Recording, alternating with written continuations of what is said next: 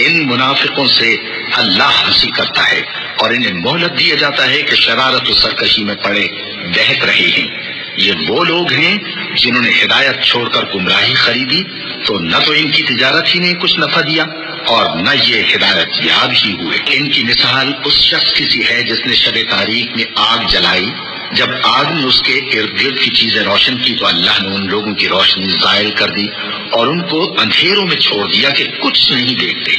یہ بہرے ہیں، گونگے ہیں، اندھے ہیں کہ کسی طرح سیدھے رستے کی طرف لوٹ ہی نہیں سکتے۔ یا ان کی مثال میں کسی ہے کہ آسمان سے برس رہا ہو اور اس میں اندھیرے پر اندھیرا چھا رہا ہو اور بادل گرج رہا ہو اور بجلی کوند رہی ہو، تو یہ کڑک سے ڈر کر موت کے خوف سے کانوں میں انگلیاں دے لے۔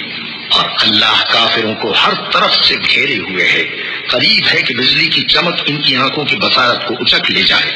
جب بجلی چمکتی اور ان پر روشنی ڈالتی ہے تو اس میں چل پڑتے ہیں، اور جب اندھیرا ہو جاتا ہے تو کھڑے کے کھڑے رہ جاتے ہیں۔ اور اگر اللہ چاہتا تو ان کے کانوں کی سنوائی اور آنکھوں کی بینائی دونوں کو زائل کر دیتا۔ بلا شبہ اللہ ہر چیز پر قادر ہے۔ لوگوں، اپنے پروردگار کی عبادت کرو جس نے تم کو اور تم سے پہلے لوگوں کو پیدا کیا تاکہ تم اس کے عذاب سے بچو، جس نے تمہارے لیے زمین کو بچھونا اور آسمان کو چھت بنایا اور آسمان سے میوے برسا کر تمہارے کھانے کے لیے انواع و اقسام کے میوے پیدا کیے۔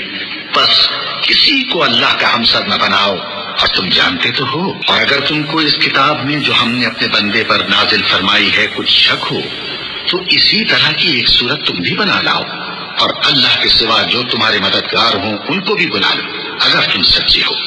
پھر اگر ایسا نہ کر سکو اور ہرگز نہیں کر سکو گے تو اس آگ سے ڈرو جس کا ایندھن آدمی اور پتھر ہوں گے اور جو کافروں کے لیے تیار کی گئی ہے۔ اور جو لوگ ایمان لائے اور نیک عمل کرتے رہے ان کو خوشخبری سنا دو کہ ان کے لیے نعمت کے باغ ہیں جن کے نیچے نہریں بہہ رہی ہیں۔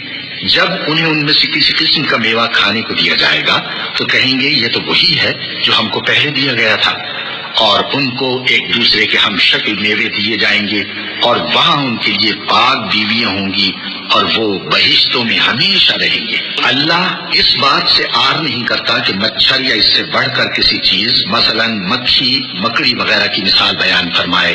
اب جو مومن ہیں وہ یقین کرتے ہیں کہ وہ ان کے پروردگار کی طرف سے سچ ہے، اور جو کافر ہیں وہ کہتے ہیں کہ اس مثال سے اللہ کی مراد ہی کیا ہے۔ اس سے اللہ بہتوں کو گمراہ کرتا ہے اور بہتوں کو ہدایت بخشتا ہے، اور گمراہ بھی کرتا ہے تو نافرمانوں ہی کو، جو اللہ کے اقرار کو مضبوط کرنے کے بعد توڑ دیتے ہیں۔